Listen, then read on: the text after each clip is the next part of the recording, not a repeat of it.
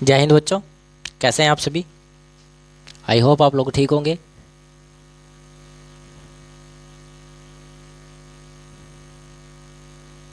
ठीक है, तो पिछले क्लास में हमने पढ़ा था कि सेकंड लॉ ऑफ थर्मोडायनेमिक्स क्या होता है, कैसे काम करता है। हमने उसकी दो स्टेटमेंट्स भी पढ़ी थी, उसके कुछ न्यूमेरिकल्स भी सॉल्व किए थे। और पिछली क्लास में मैंने आपको वादा भी किया था कि अगली क्लास में हम कुछ न्यूमेरिकल सॉल्व करेंगे इसके, और फिर आगे चलकर हम थर्मोडायनेमिक्स का थर्ड लॉ ऑफ का कंसेप्ट समझेंगे, थर्ड लॉ का कंसेप्ट समझेंगे। ठीक है, मैंने ये बात आप लोगों को कही थी, तो मैं आप लोगों के लिए क्वेश्चंस भी लाया हूँ।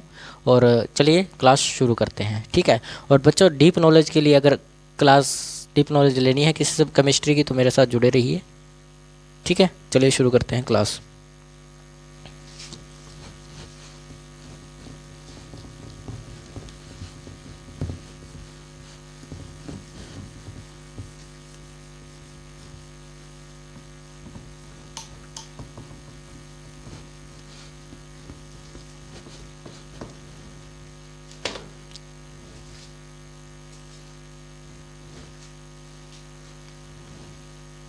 चलिए शुरू करते हैं। देखिए पहला क्वेश्चन क्या कह रहा है। पहला क्वेश्चन कह रहा है, मैंने कल क्वेश्चन जो करवाए थे उनसे अलग है थोड़े से। अगर चैप्टर कौन सा है, थर्मोडायनेमिक्स, चैप्टर थर्मोडायनेमिक्स है। ठीक है, चैप्टर थर्मोडायनेमिक्स। अगर 1000 जूल हीट सोर्स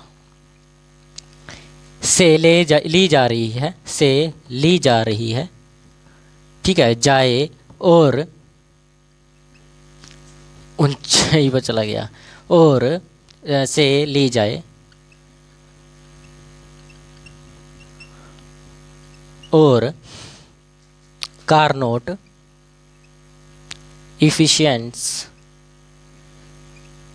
इफिशियंसी 40% हो तो मैक्सिमम वर्क कितना होगा।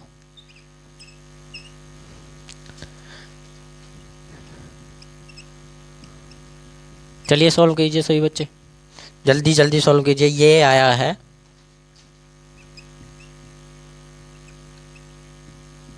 JW 2016 में। बताइए जल्दी से, वर्क निकालना है, वर्क निकालना है, जल्दी हरी अप।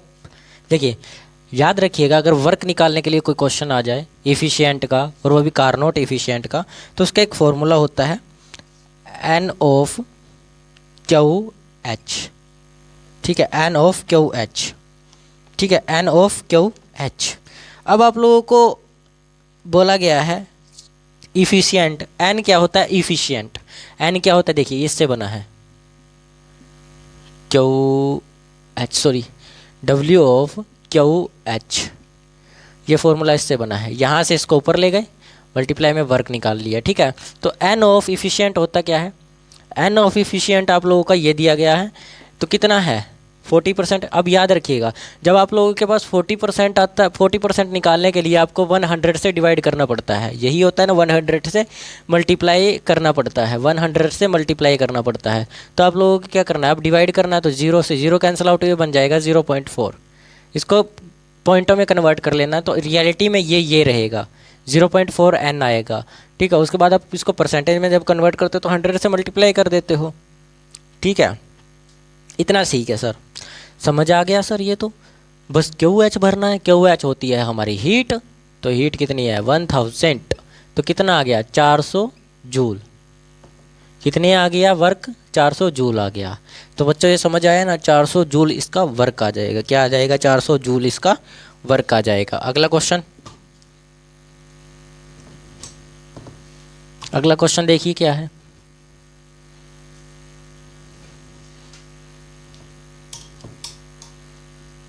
अगले क्वेश्चन पर चलते हैं हम। अगला क्वेश्चन है, बोला गया है एक रेफ्रिजरेटर, एक रेफ्रिजरेटर, एक रेफ्रिजरेटर 200 जूल हीट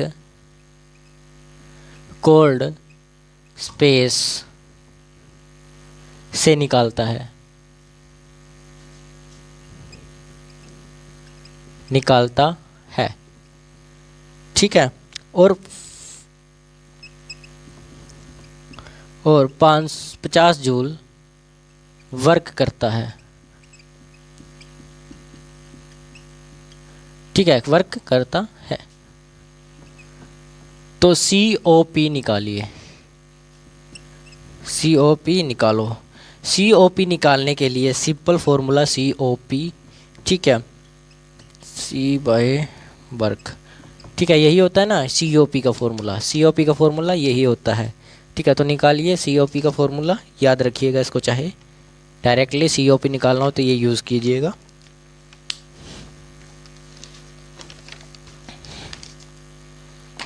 ठीक है, COP निकालना हो डायरेक्टली ये यूज़ कीजिएगा।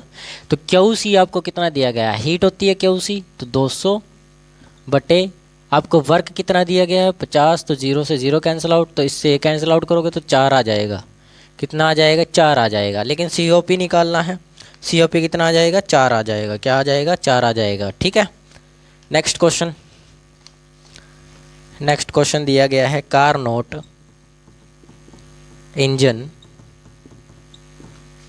1000 जूल हीट लेता है, ठीक है, 1000 हीट लेता है, और एफिशिएंसी 60% है, ठीक है। Heat, how many heat rejected, how many heat rejected, how many heat rejected, तो कितनी हीट रिजेक्ट हुई, ठीक है। तो क्वेश्चन सॉल्व कीजिए, सीधा डायरेक्टली सॉल्व कर लीजिए, वही पीछे से फॉर्मूला लगा लीजिए। क्या एफिशिएंसी दी हुई है, एफिशिएंसी का फॉर्मूला होता है वर्क बाय QH, ठीक है। तो आपको ये वाला और ये वाला दिया हुआ है, तो आप इसको कन्वर्ट कर लेंगे, फॉर्मूले को किस में कन्वर्ट करेंगे, N of QH is equal to work, क्या निकालना है, हीट निकालनी है, सॉरी। तो ये क्या आ जाएगा, यहाँ से ये ऊपर चला जाएगा, ये नीचे आ जाएगा, तो ये आ जाएगा यहाँ पर एफिशिएंसी, ठीक है। लेकिन एफिशिएंसी में n जो होता है वो आपका कितना होता है, एफिशिएंसी में जब भी n को आप परसेंटेज में निकालते हो तो क्या करते हो आप 100 से मल्टीप्लाई करते हो, लेकिन अब की बार आपको डिवाइड करना पड़ेगा क्योंकि पूरी प्रॉपर एफिशिएंसी चाहिए उसमें। तो कितना आएगा, 6/10 आएगा, कितना आएगा, 6/10। लेकिन वर्क कितना दिया गया है, हीट लेता है, इंजन कार नोट से हीट लेता है, लेकिन आप लोगों को क्या निकालनी है, हीट रिजेक्टेड निकालनी है, इंजन से हीट लेता है। तो सॉरी, इसमें हीट नहीं निकालनी, वर्क निकालना है, गलती से लिख दिया मैंने। क्या निकालना है, हाउ वर्क निकालना है। तो वर्क निकालने के लिए तो सीधा फॉर्मूला यूज़ करना है यही। तो ये तो कर सकते हो आप लोग बच्चों, सीधा डायरेक्टली यूज़ कीजिए इसको, तो आप निकाल सकते हैं, आसानी से निकालिए, ठीक है। ये ऊपर चली जाएगी, तो निकालिए क्या दिया गया है, 0.6 आएगा इंटू 1000 जूल दिया गया है। दोबारा से क्वेश्चन आ गया क्या, ये नहीं, दोबारा नहीं है, इसको तो बचा क्या, 600 जूल इसका वर्क होगा। गलती से लिखा गया था हीट नहीं है, हीट नहीं निकालने क्योंकि हीट तो दी गई है, ठीक है। लिख लीजिए इसको, लिख लिया। नेक्स्ट चलते हैं आगे। देखिए सिलेबस मेरे पास आज मुझे कराना भी बहुत कुछ है, इसलिए मैं जल्दबाजी में करवा रहा हूँ क्योंकि ये क्वेश्चन मैं सोल्व करवा चुका हूँ पहले, तो आप लोगों को अच्छे से आने चाहिए क्वेश्चन सोल्व करने, ठीक है। और मैंने सॉरी इन अब क्वेश्चनों का PYQ नहीं लिखा, पहले क्वेश्चन का PYQ लिख दिया था, तो उसका कोई चक्कर नहीं है, ये है PYQ ही, चिंता मत कीजिए इसका, ठीक है। एक इंजन, लिखने से कोई फ़र्क नहीं पड़ेगा, दावा करता है कि वह 500 जूल हीट को लेकर 500 जूल वर्क करता है। क्या ये पॉसिबल है, नहीं, पॉसिबल नहीं है, क्योंकि कोई भी हीट सेकंड लॉ हमें कहता है कि हीट, कोई भी इंजन अगर किसी सोर्स से हीट ले रहा है तो ये पॉसिबल ही नहीं है कि वो पूरी की पूरी 100% हीट को किस में कन्वर्ट कर दे, वर्क में कन्वर्ट कर सके। कुछ रेडिएटर से बाहर निकल जाएगी, जैसे कार का इंजन है, पेट्रोल से हीट ले रहा है, तो पेट्रोल से अगर हीट ले रहा है, सोर्स उसका अगर पेट्रोल है, तो जितनी हीट उससे ली है उसने पेट्रोल से, ये ज़रूरी नहीं है, ये कभी पॉसिबल नहीं हो सकता कि वो 100 की 100 जितनी हीट ली गई है वो सारी की सारी वो काम में लगा दे, ऐसा नहीं होगा। कार का जो रेडिएटर होता है, कुछ कार चलाने में यूज़ करता है हीट को और कुछ रेडिएटर पे से बाहर निकाल देता है, ठीक है, इंजन, समझ आया? तो ये इम्पॉसिबल है। नेक्स्ट क्वेश्चन है आपका इंटोरपी पे, ठीक है। 300 केल्विन पर सिस्टम 600 जूल हीट एब्जॉर्ब करता है, ठीक है, एब्जॉर्ब करता है। एंट्रोपी निकालिए, एंट्रोपी चेंज निकालिए। निकालो बच्चों, क्या होता है एंट्रोपी? सर डेल्टा एस होता है, डेल्टा एस का मैंने फॉर्मूला भी लिखवाया था। क्या होता है? क्यूटी इज इक्वल टू, अब देखिए टेम्परेचर कितना लिया उसने, 300 केल्विन लिया, ये आ गया 100, हीट कितनी ली, 600 ली, तो कितने जूल उसने काम किया, एंट्रोपी कितनी हुई, इतनी सर, जूल पर केल्विन, ठीक है, कितनी हुई, जूल पर केल्विन हो जाएगी, पर केल्विन, ठीक है, क्योंकि टेम्परेचर भी तो नीचे था। समझ आया ना ये? तो किसी बच्चे का कोई डाउट है इसमें? किसी बच्चे का कोई डाउट है क्या? नहीं है। कैमरा साफ दिखाई दे रहा है, ब्लैक बोर्ड, मैं एक बार चेक कर लेता हूँ। चलिए, लिख लिया होगा आप लोगों ने, वाइट बोर्ड आपको साफ दिखाई दे रहा है। चलिए अपने क्वेश्चन आगे की तरफ चलते हैं, अगले टॉपिक की तरफ चलते हैं। चलिए अगले टॉपिक की तरफ चलते हैं, थर्मोडायनेमिक्स। किसकी तरफ चलते हैं? थर्मोडायनेमिक्स का थर्ड लॉ, थर्मोडायनेमिक्स का थर्ड लॉ। बच्चों हम इसके ना कुछ क्वेश्चन मैंने आप लोगों को कल भी बताया था, आज भी बता देता हूँ। हम इसके जब थर्मोडायनेमिक चैप्टर थोड़ा बहुत रह गया आपका, ज़्यादा नहीं रहा, थोड़ा बहुत चैप्टर रह गया है। थर्मोडायनेमिक्स के अंदर जितने भी यूपीएससी कंसेप्चुअल क्वेश्चंस आते हैं वो सब हम क्लियर करेंगे, यानी कि आपका कोई डाउट नहीं रहेगा चैप्टर में से। अब से हम हर चैप्टर को ऐसे ही पढ़ेंगे कंसेप्चुअल बेस, कि उसके अंदर क्या हमारे डाउट आ सकते हैं, कैसे नहीं आ सकते। आप भी मेरी सहायता कीजिएगा कि आपके क्या डाउट आ रहे हैं, क्या नहीं आ रहे, ठीक है, कैसे आपको करना है वो डाउट क्लियर, ये सब मुझे बताते रहिएगा और मैं भी अपनी तरफ से कोशिश करता रहूँगा, ठीक है। चलिए आगे चले, अब चलते हैं हम third law of thermodynamics. Third law of thermodynamics, second law में क्या बताया गया कि पूरी की पूरी एनर्जी, जितनी एनर्जी कोई इंजन किसी सोर्स से ले रहा है थर्मोडायनेमिक, ठीक है, तो वो 100 की 100, ठीक है, नेमिक 100 डायनेमिक, ठीक है, कि वो 100 की 100% एनर्जी को काम में लगा दे, ऐसा नहीं हो सकता, ठीक है। लेकिन फर्स्ट लॉ क्या कहता है? फर्स्ट लॉ कहता है ना तो एनर्जी बनाई जा सकती है, energy do not create but and do not destroy, उसको आप ना तो क्रिएट कर सकते हो एनर्जी को, ना ही डिस्ट्रॉय कर सकते हो, बस उसको एक फॉर्म से दूसरी फॉर्म में चेंज कर सकते हो। सेकंड लॉ क्या कहता है? कहता है कि 100% एनर्जी को आप 100% काम में नहीं लगा सकते, ठीक है, कम से कम उसमें से कुछ एनर्जी जो होगी वो रिलीज हो जाएगी, बाहर निकल जाएगी, लेकिन कुछ एनर्जी होगी जो काम में लगाई जाएगी, लेकिन 100 की 100% नहीं लगा जा सकती। फर्स्ट लॉ सेकंड लॉ समझ आए। लेकिन थर्ड लॉ क्या कहता है? थर्ड लॉ कहता है जब किसी पदार्थ का तापमान 0 केल्विन, ठीक है, यानी कि 0 केल्विन एब्सोल्यूट 0 हो, अगर एब्सोल्यूट वो पक्का 0 हो, ठीक है, के पास हो जाता है, उसकी एंट्रोपी शून्य हो जाती है। उसकी एंट्रोपी क्या हो जाती है? शून्य। अगर मैं लिख देता हूं फिर भी डेफिनेशन, ठीक है, अगर किसी पदार्थ का तापमान, ठीक है, अगर किसी पदार्थ का तापमान, ठीक है, तापमान 0 केल्विन यानी कि एब्सोल्यूट, ठीक है, एब्सोल्यूट टेम्परेचर हो जाए, ठीक है, 0 केल्विन, ठीक है, तब क्या होगा? के पास आ जाए या फिर हो जाए, एब्सोल्यूट हो जाए, तो एंट्रोपी भी शून्य हो जाती है। हो जाए तो एंट्रोपी शून्य हो जाती है, इज इक्वल टू ज़ीरो हो जाती है, यानी कि डेल्टा एस भी क्या हो जाता है, ज़ीरो हो जाता है। अगर टेम्परेचर ज़ीरो तो डेल्टा एस भी ज़ीरो हो जाएगा। इतना समझ आया। अब एब्सोल्यूट ज़ीरो क्या होता है? ज़ीरो केल्विन का मतलब होता है एब्सोल्यूट ज़ीरो, एब्सोल्यूट ज़ीरो।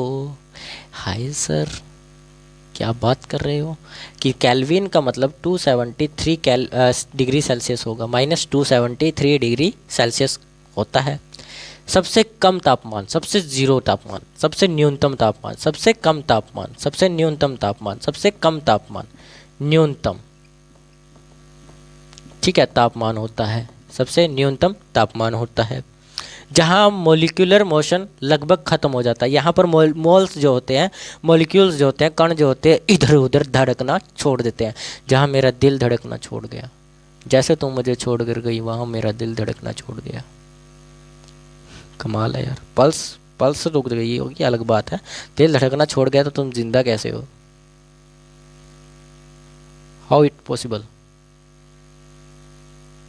ठीक है ना, ऐसा नहीं हो सकता। दिल छोड़, लड़की थी, ऑक्सीजन थोड़ी ना थी, ठीक है, जिसके बिना आप जीना छोड़ दो। ठीक है, जहाँ मोलिकुलर लगभग मोशन, जो मोलिकुलर मोशन होता है वो लगभग ख़त्म हो जाता है। मोलिकुलर मोशन ख़त्म ही हो जाता है, लगभग क्या होगा यार, ख़त्म हो जाता है।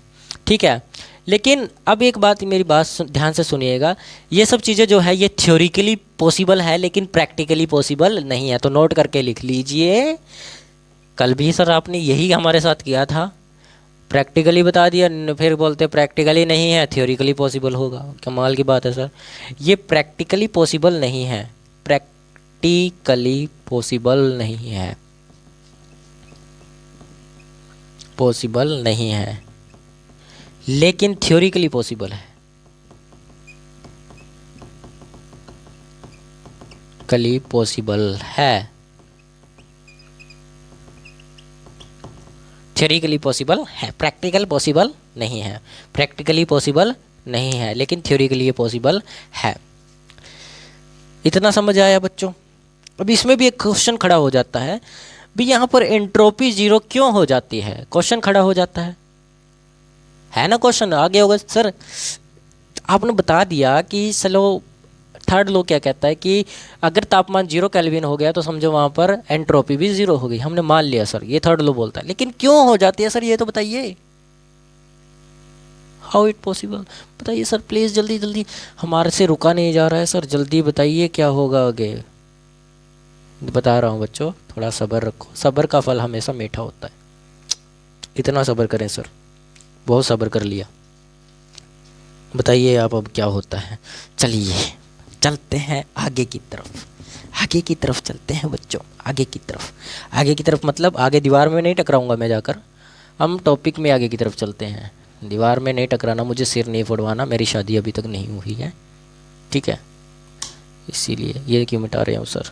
ठीक है, अब एंट्रोपी ज़ीरो क्यों होती है ये भी देख लेते हैं। एंट्रोपी ज़ीरो क्यों होती है? तुमको तो पता है बच्चों, मैं बिल्कुल बेसिक में चलता हूँ, अब मैं हर डाउट क्लियर करता हूँ। तो एंट्रोपी ज़ीरो क्यों होती है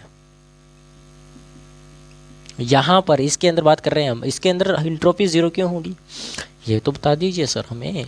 देखिए यहाँ पर जो 0 डिग्री पर हो जाता है, 0 केल्विन के ऊपर जो चीज़ बन जाती है वो परफेक्ट क्रिस्टल होती है। क्या होती है? एक परफेक्ट क्रिस्टल होती है, परफेक्ट क्रिस्टल।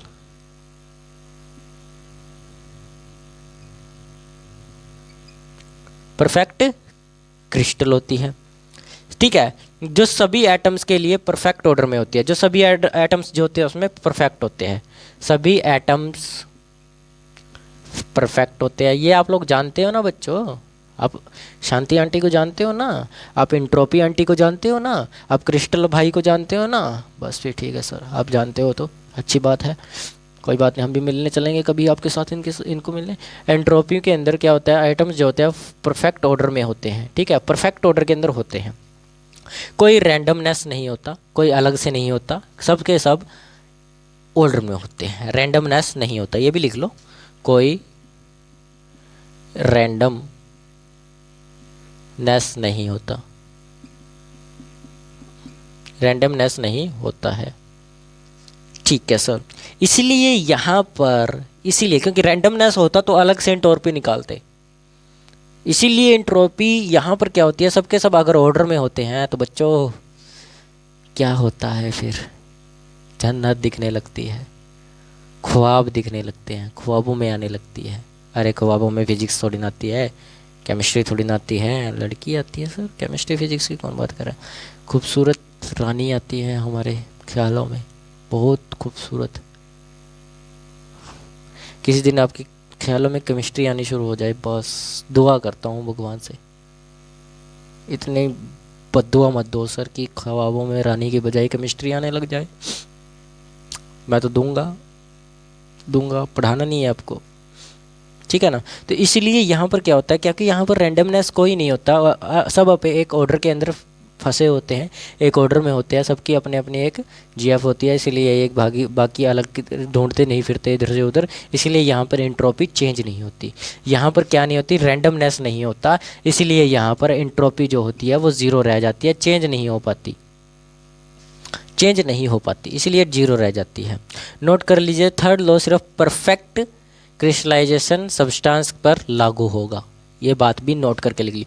सर आप बाद में नोट करके भी लिख पाते हो क्या सर, बच्चों की जान लोगे क्या, नोट कर रहे हो आप, नोट करके लिख लीजिए, लेकिन सिर्फ थर्ड लॉ ऑफ थर्मोडायनेमिक्स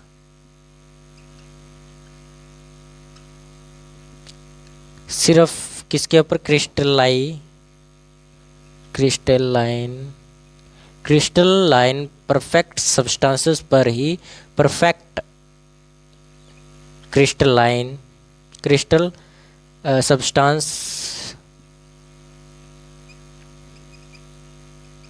पर ही लागू होता है,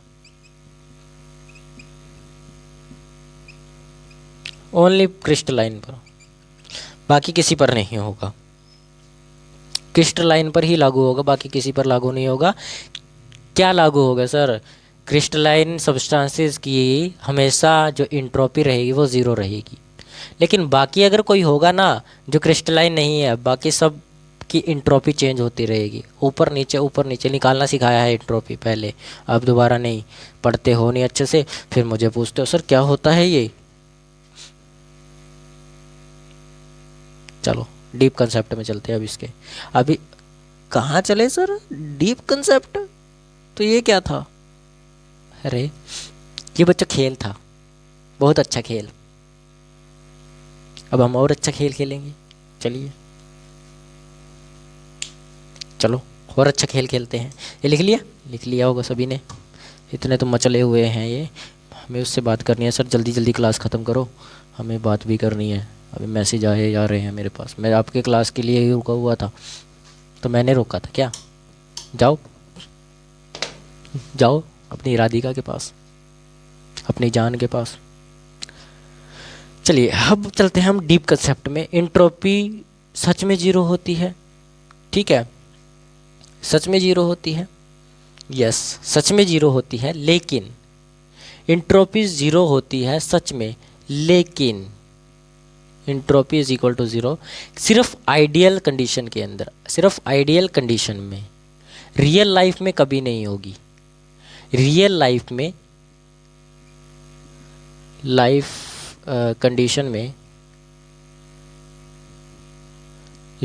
कंडीशन में जो इसके अंदर डिफेक्ट आ जाते हैं, क्या आ जाते हैं, डिफेक्ट्स हो जाते हैं, क्या हो जाते हैं, रियल लाइफ कंडीशंस या सब्सटेंसेस में क्या आ जाते हैं, डिफेक्ट्स आ जाते हैं, डिफेक्ट्स। इसलिए यहाँ पर एंट्रोपी चेंज होती रहती है, क्योंकि यहाँ पर जो होती है, अगर डिफेक्ट्स आए हैं तो यहाँ पर इम्प्योरिटीज़ भी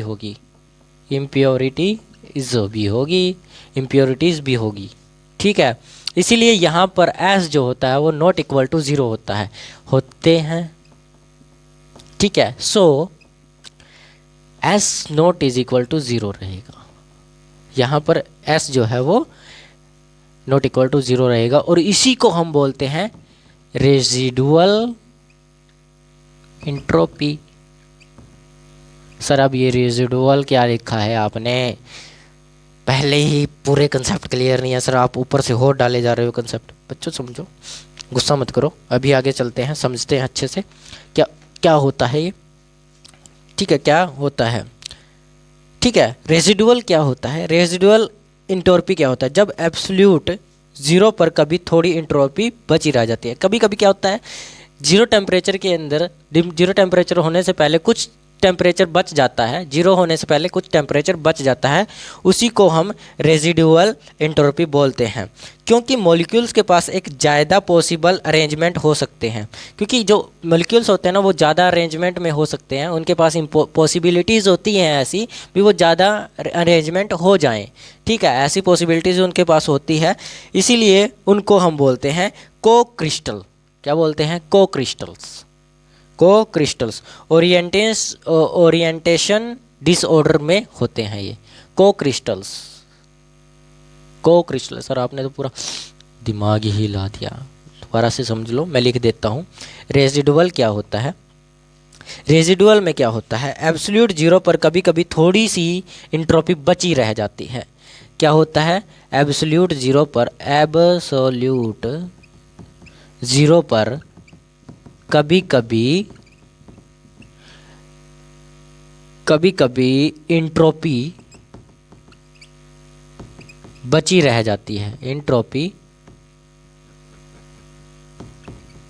इंट्रोपी बची रह जाती है।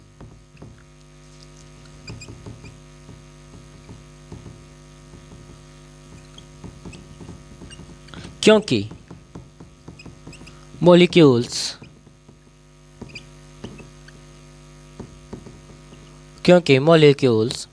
के पास एक से ज़्यादा अरेंजमेंट की पॉसिबिलिटीज़ होती है, एक अरेंजमेंट से ज़्यादा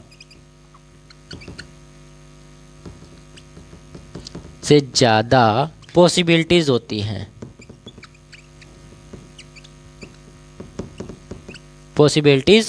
हैं, ठीक है। इसीलिए वहाँ पर क्या होता है, एंट्रोपी बढ़ने घटने लग जाती है। क्या लग जाती है, बढ़ने सॉरी क्या बोले जा रहे हो सर, घटने बढ़ने लग जाती है। ठीक है, घटने बढ़ने लग जाती है। ठीक है, और एग्जाम्पल अगर ले आया जाए तो क्रो क्रिस्टल्स हो जाएंगे, क्रो क्रिस्टल्स इनके पास ओरिएंटेड लिख देता हूँ, डिसऑर्डर होता है। ठीक है, ये भी आप बोल सकते हो कि जिनके पास ओरिएंटेड डिसऑर्डर्स होता है वहाँ पर एंट्रोपी ज़ीरो नहीं होती। ठीक है, समझ आया था ना। अब इसका फ़ायदा कहाँ पर है, थर्ड लॉ का सबसे ज़्यादा फ़ायदा कहाँ पर होता है, एब्सोल्यूट इंट्रोपी निकालने में इसका बहुत ज़्यादा फ़ायदा लिया जाता है।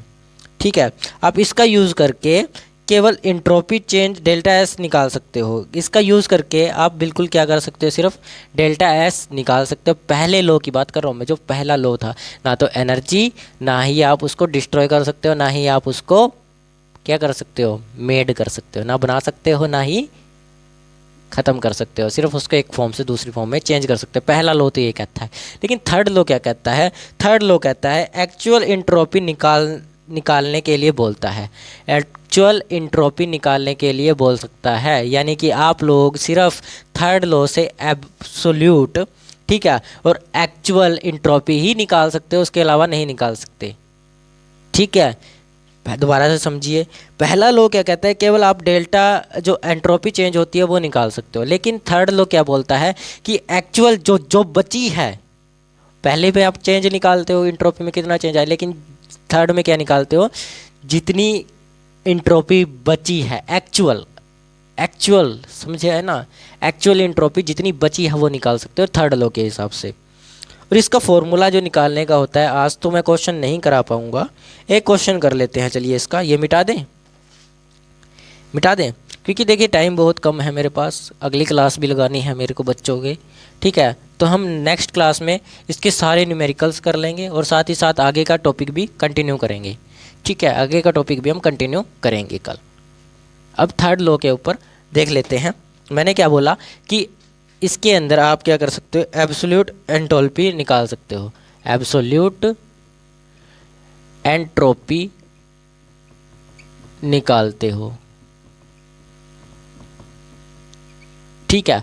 पहला लॉ आपको क्या कहता है, पहला लॉ आपको कहता है कि आप सिर्फ उसके अंदर एंट्रोपी चेंज निकाल सकते हो। क्या निकाल सकते हो पहले लॉ से, सिर्फ एंट्रोपी चेंज, सिर्फ एंट्रोपी चेंज निकाल सकते हो। लेकिन दूसरे लॉ से आप, ठीक है, थर्ड लॉ से, सॉरी, लेकिन थर्ड लॉ बोलता है, थर्ड लॉ बोलता है कि आप एक्चुअल एंट्रोपी निकाल सकते हो। क्या निकाल सकते हो, एक्चुअल एंट्रोपी निकाल सकते हो, ठीक है। आप एक्चुअल एंट्रोपी निकाल सकते हो। कैसे निकालोगे, फॉर्मूला होता है इसका S is equal to 0 to T, यानी कि टेम्परेचर 0 से जितना टेम्परेचर बचा है, CP/T ऑफ डेल्टा T। अब जिस बच्चे को इंटीग्रेशन आती होगी अच्छे से वो कर लेगा, इसको इंटीग्रेशन जरूर आनी चाहिए, आपको इंटीग्रेशन जरूर आनी चाहिए, ठीक है। तो ये एक्चुअल एंट्रोपी आप थर्ड लॉ से निकाल सकते हो। लेकिन पहले लॉ कहता था आपको सिर्फ आप क्या कर सकते हो, जितनी एंट्रोपी चेंज हुई है, फाइनल नहीं, जितनी चेंज हुई है, लेकिन आप इसमें एक्चुअल निकाल सकते हो भी कितनी है, कितनी रह गई है, ठीक है। क्वेश्चन है, क्वेश्चन से समझ आ जाएगा। किसी सब्सटेंस का Cp 25 जूल पर मोल है, यानी कि कांस्टेंट, ठीक है। कांस्टेंट प्रेशर जो है वो इतना है, और 300 केल्विन पर उसकी एंट्रोपी निकालिए, उसकी एंट्रोपी निकालिए, एंट्रोपी निकालो कि 300 पर उसकी एंट्रोपी क्या होगी, ठीक है। एक्चुअल है ये 300 पर क्या होगी, जितना टेम्परेचर हुआ, ठीक है। तो S is equal to, formula तो ये रहा आप लोगों का। तो अगर आप लोगों को अच्छी तरह से आता होगा ये वाला T ऑफ, यहाँ आ जाएगा CP ऑफ T dt, ठीक है। तो Cp की वैल्यू कितनी है, Cp की वैल्यू 25 है, इंटीग्रेशन ऑफ ये बाय में टेम्परेचर 300 केल्विन है। अगर आप लोगों को ढंग से वो आती होगी तो इसका आंसर बनता है 25 log ऑफ, log नहीं ln लिखते हैं वैसे उसको, log ऑफ, ठीक है, log ऑफ 300/0 आ जाएगा, ये बनती है इसकी एंट्रोपी। अगर आप लोगों को अच्छे से ये आता होगा इंटीग्रेशन तो आप लोग उसको निकाल लेंगे, इंटीग्रेशन करके देखिएगा वो आंसर आ जाएगा। कल मैं आपको इसको क्लियर समझाऊंगा, क्योंकि अभी मेरे पास अगली क्लास लगानी है, नेक्स्ट में बच्चे बैठे हुए हैं, तो मैं आप लोगों को पक्का इसका कल सोल्यूशन पूरा करवा दूंगा, ठीक है। तो समझ आया ना एंट्रोपी क्या होती है। तो थर्ड लॉ हमारा यहाँ कंप्लीट हो जाता है। थर्ड लॉ का एक न्यूमेरिकल भी हम कर चुके हैं। कल हम काफ़ी सारे न्यूमेरिकल करेंगे, इसके 5 से 6 क्यों 10 न्यूमेरिकल पूरे कंप्लीट करेंगे इसी से, ठीक है। और फिर हम आगे के टॉपिक की तरफ भी चलेंगे। तो आज के लिए हम इतना ही। मैं चाहता हूँ आप लोग पढ़ते रहिए, ध्यान से पढ़िए, और ये थोड़ा इधर उधर की मस्ती छोड़िए, थोड़ा पढ़ने पर कंसंट्रेट कीजिए। सिर्फ 2 घंटे पढ़िए, चाहे 3 घंटे पढ़िए, लेकिन पढ़िए ज़रूर घर, ठीक है। पढ़िए ज़रूर, चाहे 2 घंटे पढ़िए, चाहे 10 मिनट पढ़िए, चाहे 20 मिनट पढ़िए, चाहे आप 1 घंटा पढ़िए, चाहे 2 घंटे पढ़िए, लेकिन पढ़िए ज़रूर। वो 1 घंटा 10 मिनट से फिर 20 मिनट में बदलेगा, 20 मिनट से फिर 30 मिनट में बदलेगा, 40 मिनट में, 50 में, धीरे धीरे कर एक टाइम ऐसा आएगा जब आप 6 घंटे 7 घंटे पढ़ने लग जाओगे, क्योंकि धीरे धीरे टाइम बढ़ता रहता है, ठीक है। तो आज के लिए मैं इतना ही। जय हिंद, जय भारत।